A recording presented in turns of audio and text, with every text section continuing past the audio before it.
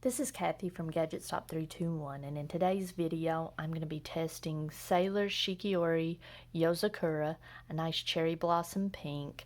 I'll be testing it in a variety of pins and nib sizes ranging from a Pilot Extra Fine up to a 1.5 millimeter stub, and in place of my medium Pilot nib that I normally use, I'm going to be using this Ototashi.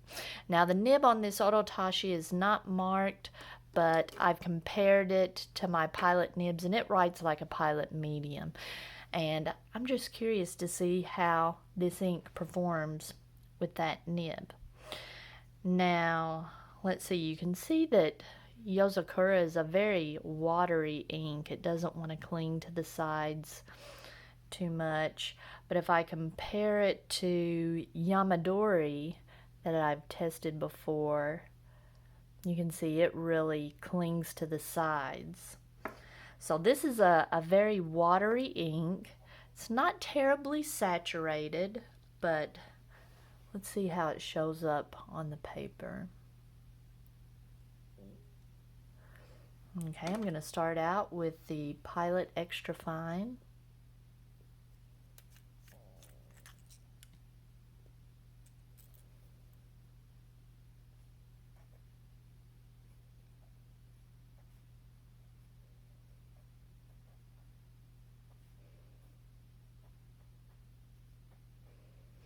All right, on this Tomoe River paper, this is very pleasant. I'm surprised.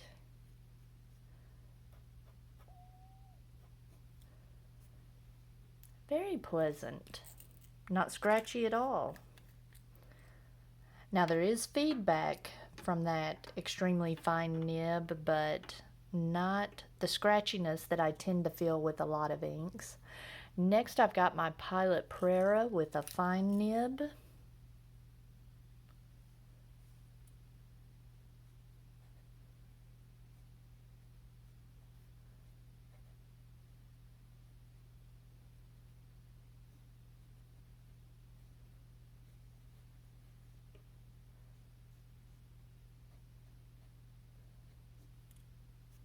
All right, that wasn't bad. It wasn't a whole lot smoother than the Extra Fine. That's kind of surprising. Normally there's a big jump in smoothness between those two. All right, next I've got my Ototashi in place of the Pilot Medium.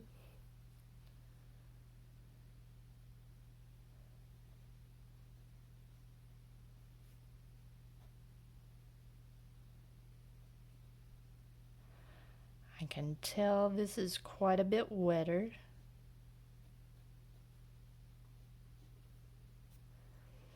Yeah, but when you smear it on all of these, it almost completely disappears.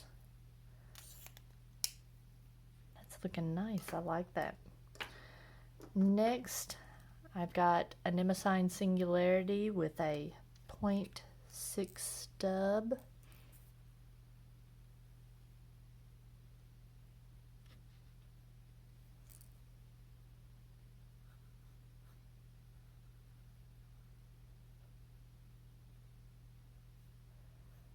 This is very smooth.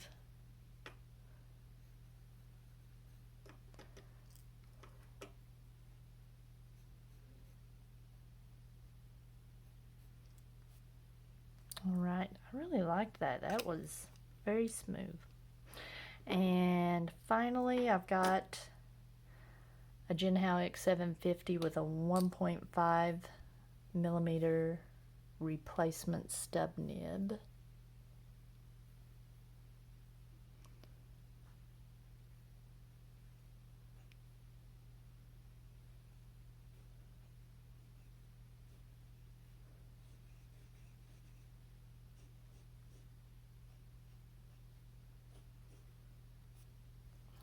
I'm going to wait for that to dry and we can take a look at the writing samples that I've done on other papers.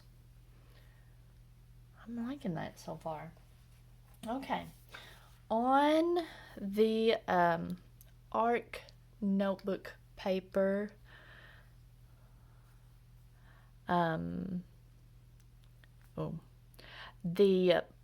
The Pilot Extra Fine Steel nib was unpleasant. It wasn't anything great to write with.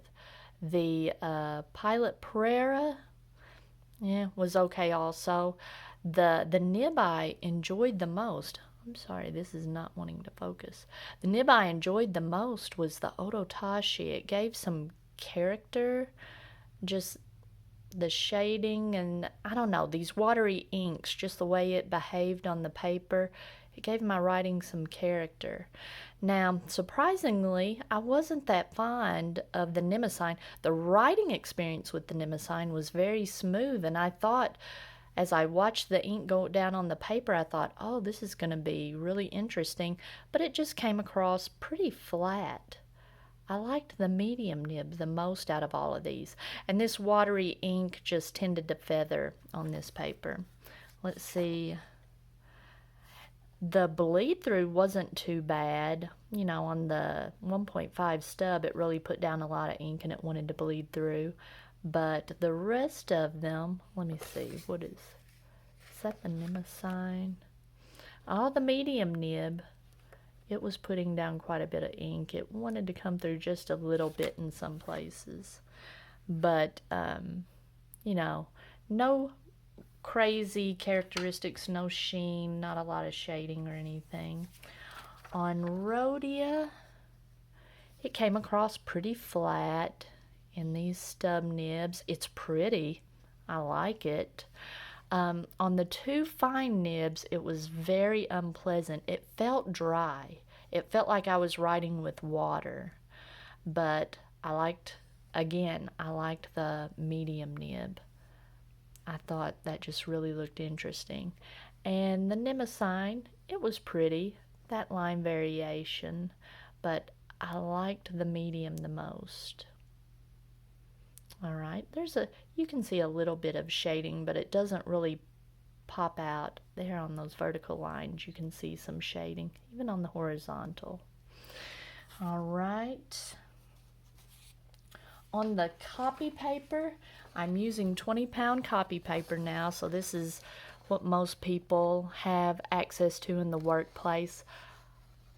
I loved the Pilot Extra Fine. It was not scratchy at all. I was shocked, and it really shows up pretty boldly. I wasn't crazy about the fine because it was just putting down too much ink, and it was kind of like writing with a magic marker. It was leaving little blobs where you know, if you paused for any time at all. The standout nib on copy paper was the Extra Fine, and it wasn't scratchy, and it put down a nice line.